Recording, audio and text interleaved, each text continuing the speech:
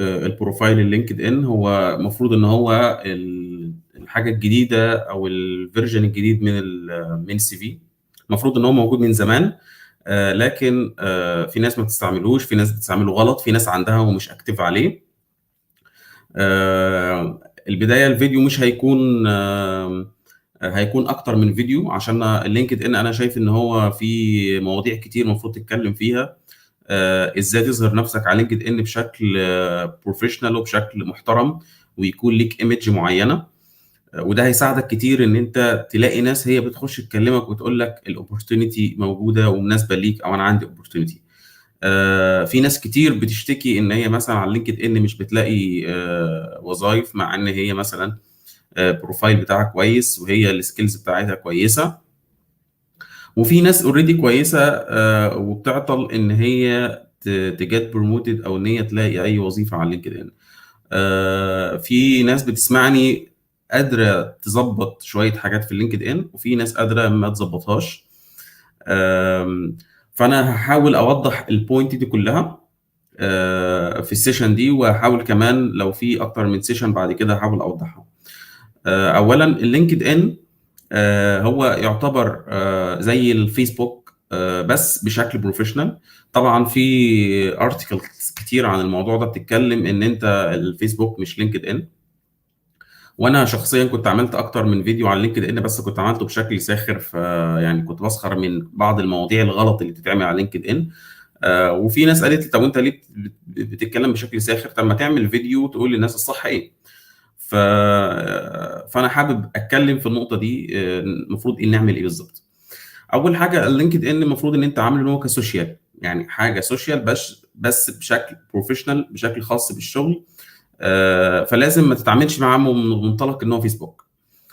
اول بوينت ليه ان انت لازم تكون سوشيال بشكل بروفيشنال. بمعنى انا بشوف ناس كتير وخصوصا العرب، بنحط المصريين ان احنا بنتكلم عنهم، جزء منهم طبعا مش كلهم، ان هو بيبدا يتعامل مع لينكد ان هو فيسبوك. وتعالى اديك اكزامبل. اللينكد ان عمل من حوالي شهرين فيتشر للستوري، ان انت ممكن تحط ستوري. للاسف الناس كتير استغلتها غلط. وطبعا من الناس اللي احنا نعرفهم حوالينا بدات الناس تحط صور اكل، صور صور مناظر طبيعيه، صور بيتصور مع واحد صاحبه. فهو ما اتعملش لهذا السبب. هو اللينكد ان واضح بيتكلم عن البيزنس، بيتكلم لو انت يعني لينكد ان انت حاجتين: يا اما انت شركه بتدور على ناس ان هي تيجي تشتغل عندك، او انت شخص بتدور على وظيفه، او انت شخص بتقدم محتوى ليه علاقه بمجالك ايا كان بقى. انت مجالك في مجال الاي تي، في مجال المحاسبه، في مجال الماركتنج، في مجال الاتش ار. فهو لينكد ان المفروض ان هو بيعرفك على ناس بروفيشنال كتير. وانا اعرف ناس كتير نصحتهم على لينكد ان بشكل طبعا اوف لاين، واستفادوا كتير بلينكد ان وجالهم وظائف من لينكد ان لما استخدموه صح. لان في ممكن ناس تكون عندها لينكد ان بقاله مثلا 4 5 سنين، وللاسف بيقول لك انا مش مستفاد بيه، واللينكد ان وحش لان هو انا ما جبتش عليه من وظيفه ولا عمر حد كلمني. كل دي مقدمه للي انا عايز اقوله. تعالى اول بوينت. اول بوينت المفروض انت تكون مهتم بيها هو القطعه اللي فوق، الجوب تايتل بتاعتك. ودي من اهم المشاكل اللي ممكن تقابل اي حد انا بدور على وظيفه. تعالى اقول لك الاول نفكر ازاي الاتش ار بيفكر. الاتش ار، او مش لازم الاتش ار، ممكن يكون الهايرنج مانجرز، لان ساعات اللي بيدور على الوظيفه، اللي بيدور على حد هيوظفه، ممكن يكون اتش ار او ممكن يكون مدير قسم.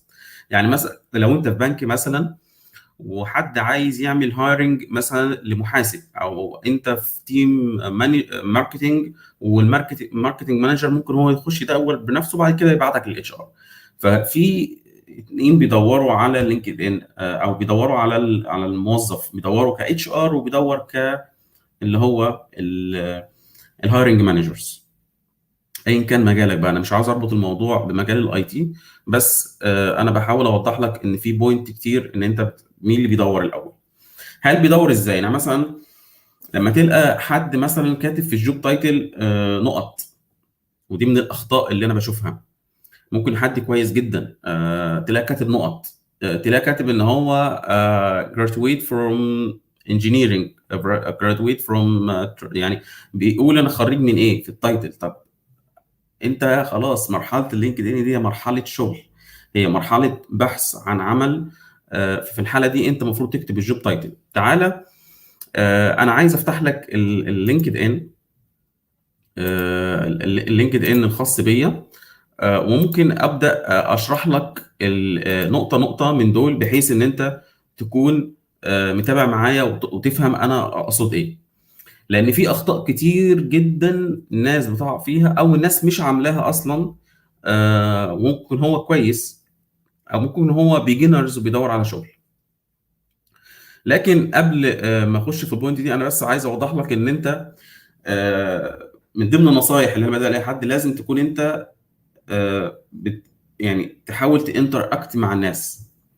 يعني البحث عن الوظيفه على لينكد ان ليه طريقتين. الطريقه اللي هي تراديشنال، ان انا بروح على الوظائف، بعمل اليرت، كرييت اليرت، وبقدر اشوف الوظائف اللي هتجيلي مثلا في مصر لو انا في مصر، او لو انا بتارجت الخليج مثلا بدور بعمل كرييت. طبعا مش عارف انتوا عارفين المعلومه دي ولا لا، ان انت يو كان كرييت اليرت، ان انت تقدر تشوف الوظائف اللي نزلت في مدينه معينه. مثلا لو انت بتدور مثلا في اوروبا، بتدور في المانيا، بتدور في الخليج، بتدور في الامارات، فانت بتكريت اليرت بحيث ان كل وظيفه تنزل في البلد دي يقدر يجي لك نوتيفيكيشن عليها على الميل وعلى لينكد ان. فدي مهمه جدا عشان ما يفوتكش اي حاجه.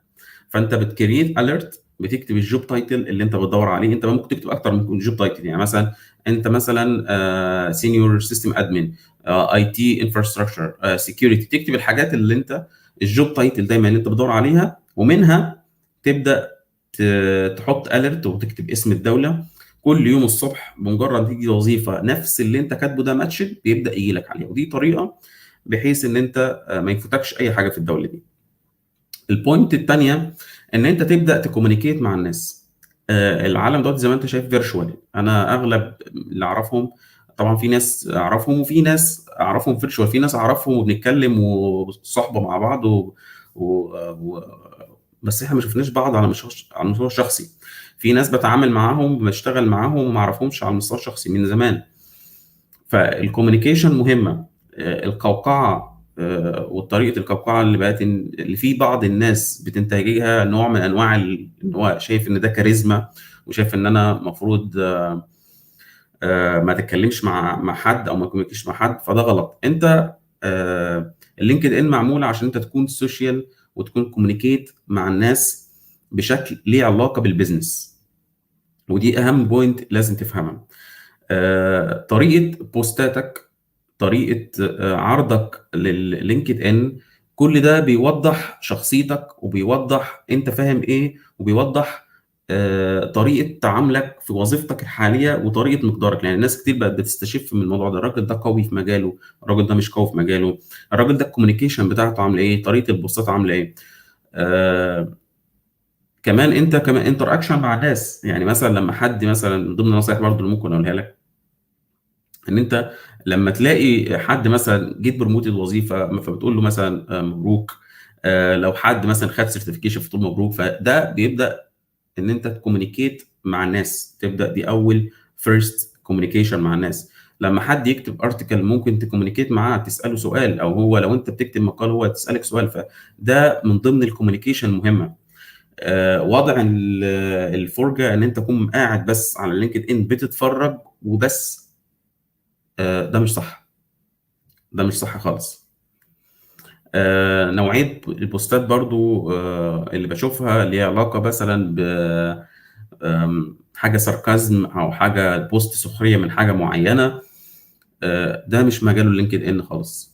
فلو أنت فكاهي أو أنت شايف إن أنت ظريف لطيف، موجود الكلام ده على الفيسبوك. اعمل اللي أنت عايزه على الفيسبوك، محدش هيقول لك أنت بتعمل إيه. بس اللينكد إن حاول بقدر الإمكان يكون بروفيشنال، يكون علاقة بالبيزنس. الحاجة اللي عايز اقول عليها برضو اللي ليها علاقه بالاضافات، الكونكشنز. في الفيسبوك بيسموه فريندز، في اللينكد ان بيسموه كونكشنز. انت حاول تكومينيكيت مع الناس اللي في مجالك. يعني مثلا انا عندي على لينكد ان مثلا فوق ال 22,000 بني ادم. ال 22,000 دول كلهم في مجال الاي تي فقط. طب هل بيجي لي انا اضافات كتير، الاف مؤلفه بيجي لي وهوريها لك؟ ناس محاسبين وناس اعرفهم انا شغالين في مجالات تانية، انا ما بضيفهمش. مش عشان هم وحشين، ولا عشان انا بتنك عليهم، ولا عشان اي حاجه. انا عامل اللينكد ان للبيزنس ده، عامل زي السي في بالظبط. فانا عايز لما افتح الفيس سوري، ما افتح اللينكد ان واشوف الفيدز او اشوف الناس منزله ايه، ابدا اشوف كل الحاجات اللي متعلقه بمجالي انا. ابدا اشوف البوستات، البوستس اللي نازله، ارتكلز، الحاجات التكنيكال اللي خاصه بمجالي. الناس لو في حد خد سيرتيفيكت دي اقدر اقول له مبروك. لو في حد عمل حاجه كويسه اقدر اتكلم معاه. لو حد منزل ارتكل مهمه اقدر اقراها واستفاد انا بيها. فانت الكوميونيكيشن بتاعتك كلها لازم تكون ناس في مجالك. فما ينفعش اللينكد ان تكون فاتحه زي الفيسبوك ان انت اي حد يبعت لك كونكشن تدوس اكسبت. لا، انت بتضيف الناس اللي هم في مجالك فقط. آم، تعالى اديك نقطة وهقفل الفيديو لان انا مش عايز اكون مطول على الناس. واللي عنده سؤال ممكن يكتبه هرد عليه. لحد ما اوري له الحاجة دي، اللي عنده سؤال ممكن يكتبه وانا هرد عليه. فتعالى اوريك بوينت هنا. تعالى لو دخلت انا دلوقتي على ثواني، ممكن اعمل شير السكرين عندي.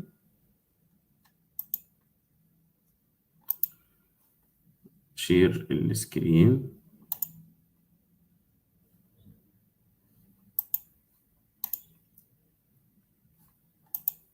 تمام. اتمنى تكون الناس شايفه حاليا السكرين. تمام. طيب، دي اول جزئيه هناخدها معانا، وممكن نكمل الباقي في السيشنز اللي بعد كده. انت هنا في البوينت دي زي ما انا قلت يعني انت بتبقى مكتوب اسمك. تحت اسمك لازم تكون كاتب الجوب تايتل الخاص بيك، والتكنولوجي كمان المهمه بيك، او التكنولوجي اللي انت شغال عليها. ده هيقربك الناس بتكون بتدور عليه. لو انت كمان بتعمل لو انت في حد بيدور على بوزيشن، يعني تعالى مثلا الناس بتدور مثلا على بوزيشن هيلب ديسك. تمام. هيجي تلاقي الاتش ار بيكتب هيلب ديسك، هيظهر له من ضمن البروفايل اللي مكتوبه، هتلاقي مكتوب. يعني مثلا انت بتدور على الهيلب ديسك فاكتبها هنا في الهيلب ديسك. بشتغل مثلا على تكنولوجي معينه اكتبها هنا. ده هيخليك الناس توصل لك اسرع. فالناس بتقول لك مثلا انا ما حدش بيوصل لي ليه؟ ما حدش بيوصل لك لانك كاتب هنا اي كلام، مش كاتب الصح، مش كاتب الحاجه اللي تماتشد معاك. تمام. تعالى ناخد البوينت اللي بعدها على طول قبل ما اقفل الفيديو. البوينت اللي بعدها في حاجه هنا اسمها اوبن تو ورك. اوبن تو ورك، الاوبن تو ورك دي ان انت بتخلي انا بقول للناس ان انا فاتح مجال للكلام، ان انا ممكن اشتغل معاكم. وممكن اعملها لو احنا فتحناها كده، هتلاقيني عامل انا ايه في الجوب تايتل، كاتب انا ممكن اشتغل كلاود انجينير، واكتب كل البوزيشنز اللي انا بدور عليها. بدور انا عايز اشتغل في اي حته، انا كاتب الدول اللي انا عايز اشتغل فيها. تمام. اي ام اوبن تو ورك، ان انا ممكن اشتغل ريموت. تمام.